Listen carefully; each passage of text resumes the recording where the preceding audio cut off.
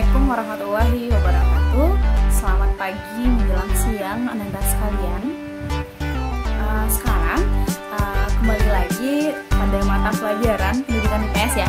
Nah, sekarang kita belajar lagi mata pelajaran pendidikan IPS dengan materi pokok yaitu peninggalan sejarah pada masa Islam.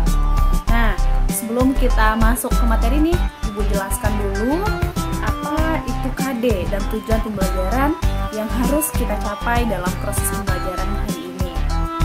Nah, KD untuk materi hari ini yaitu memahami berpikir kronologis, perubahan dan kesinambungan dalam kehidupan bangsa Indonesia pada aspek politik, sosial, budaya, geografis, dan pendidikan sejak masa praaksara sampai Hindu-Buddha dan sampai pada masa Islam. Nah, adapun tujuan pembelajaran yang harus kita capai pada materi hari ini yaitu Ibu berharap Ananda sekalian setelah mempelajari materi hari ini mampu menyimpulkan, mengidentifikasi peninggalan sejarah pada masa Islam. Nah, baik sekarang berarti pembahasan kita adalah mengenai sejarah peninggalan pada masa Islam. Nah, berdasarkan gambar yang telah Ananda lihat, yang telah disampaikan tadi, apa sih yang terlintas di pikiran Ananda? Apa saja sih yang ada peninggalan sejarah pada masa Islam itu sendiri? Nah, ada banyak ya tadi, ada banyak banget gambarnya. Mungkin pada kesempatan kali ini akan kita kupas satu persatu. Pertama itu gambar pertama itu yang pertama ada masjid. Sebagaimana yang kita tahu, masjid merupakan tempat beribadah atau tempat orang-orang Islam melakukan ibadahnya.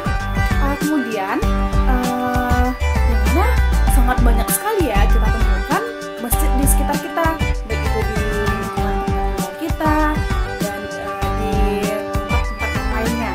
Apa di mana-mana ada masjid ya. Nah, contohnya saja pada masa itu memang ada peninggalan yang sangat terkenal sekali mengenai masjid, yaitu adanya Masjid Ampel di Surabaya. Yang kedua itu ada Masjid Demak. Nah, selanjutnya kita masuk kepada peninggalan sejarah yang kedua, yaitu keraton. Keraton, apa sih yang Anda pikirkan mengenai keraton ini? Nah, yaudah, sekarang mau mulai jelaskan ya. Keraton adalah tempat di mana di sana itu merupakan tempat pusat pemerintahan. Pusat pemerintahan yaitu pusat di mana dikendalikannya semua aktivitas kerajaan. Dan di situ juga para raja dari kerajaan tersebut bertempat tinggal seperti itu. Nah, yang ada banyak ya contoh keraton yang dapat kita temui.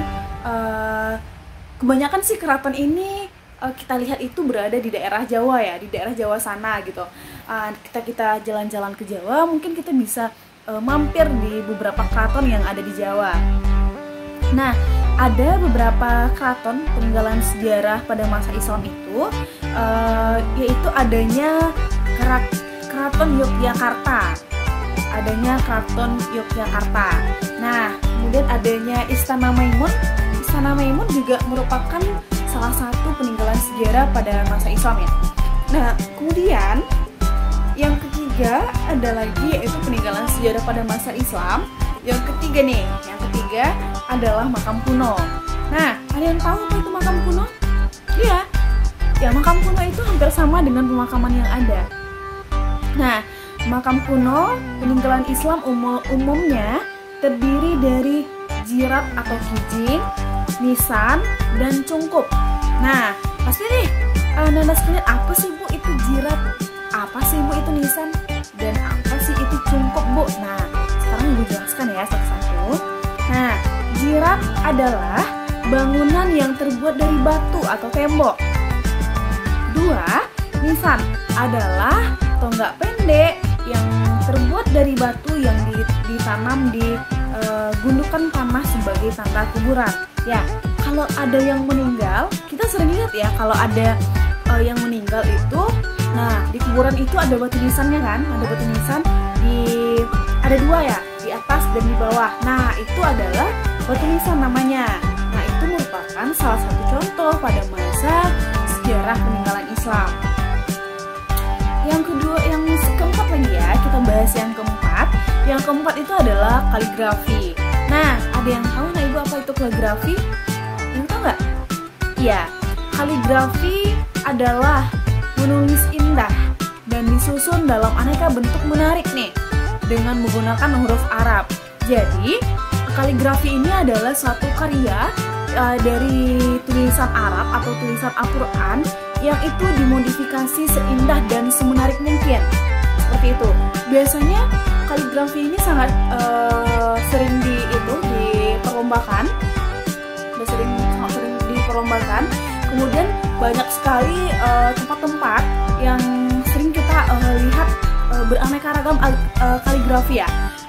Contohnya itu ada di dinding-dinding masjid dan apa lagi ya, di tembok-tembok dan lain sebagainya seperti itu. Nah, yang kelima, dari sebenarnya peninggalan kerajaan Islam itu tidak hanya berupa benda yang dapat kita lihat, maksudnya yang dapat kita rasakan, kita raba seperti itu. Tapi peninggalan sejarah Islam itu juga ada dalam bentuk karya sastra. Jadi berdasarkan coraknya, karya sastra peninggalan sejarah pada masa Islam ini ada beberapa jenis. Yang pertama ada itu badat, yang kedua ada itu hikayat, yang ketiga ada itu suluk, dan yang keempat itu ada syair. Nah, ini ya peninggalan sejarah dalam bentuk karya sastra. Baiklah, sekarang Ibu akan jelaskan apa itu perbedaan badat dengan hikayat dan suluk ya. Nah, badat adalah karya sastra berupa cerita berlatar belakang dari sejarah. Karya ini biasanya berupa cerita semata daripada uraian sejarah yang disertai dengan bukti yang fakta. Contohnya ada badat Cirebon dan lain sebagainya. Kemudian itu hikayat. Hikayat adalah karya sastra berupa cerita atau dongeng yang dibuat sebagai pelipur lara atau pembangkit semangat. Contohnya hikayat raja-raja Pasai. Kemudian yang ketiga itu ada suluk.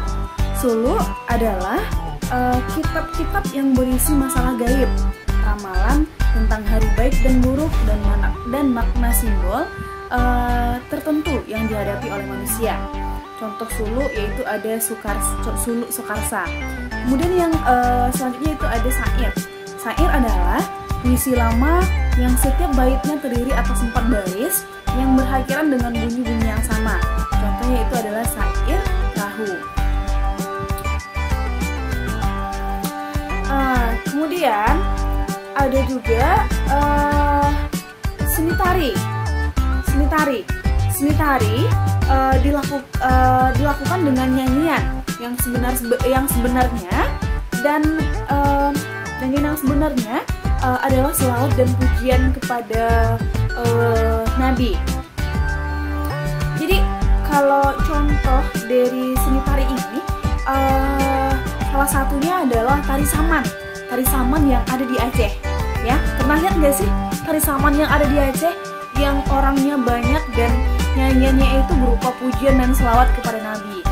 Nah, selanjutnya peninggalan sejarah pada masa Islam adalah debus.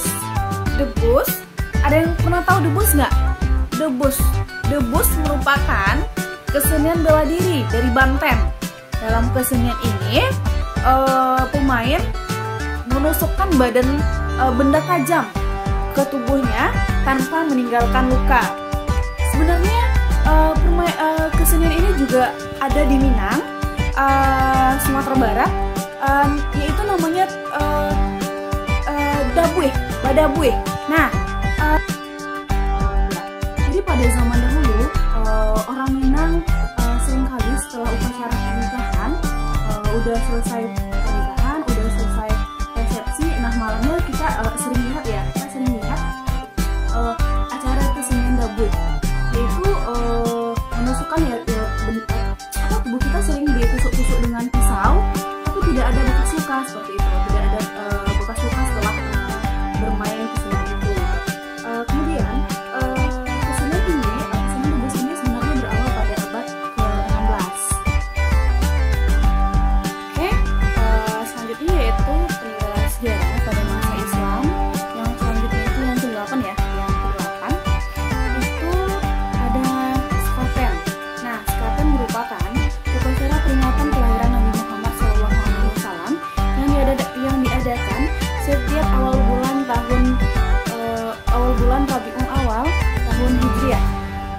rangkaian sekaten ditandai dengan gerobak maulu dan dengan menggerakkan sebuah gunung yang terbuat dari beras ketan, makanan, buah-buahan dan sayur-sayuran sebagai bentuk rasa syukur kepada Tuhan.